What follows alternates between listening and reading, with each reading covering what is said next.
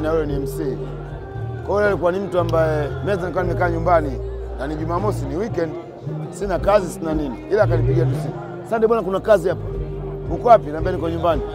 Una suti nzuri? Naambia ninayo. Vaa chapti ya moka, njoo hapa. Natoka naenda pale na kwa napata hela.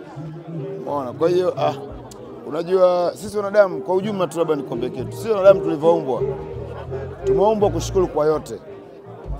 Kwa kama tumeumbwa kwa sababu ya kushukuru kwa yote, kwa hiyo tuna mazuri ambayo huwa yanakuja kwenye maisha yetu. Kwa hiyo tuna mabaya pia yanakuja kwenye maisha yetu.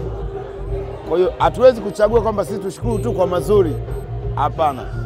Hata unapokuja magumu kama haya na mabaya kutumiza mioyo, hatuna budi kupokea kwa sababu sisi tumeumbwa kushukuru kwa kila jambo. Kwa hiyo Mwenyezi Mungu alaze roho ya ndugu yangu MC Pilipili. Mimi akai kama mchekeshaji kwa sababu ni mtu anasababisha familia yangu inaweza kupata riziki. Anyway, it's okay. Cool.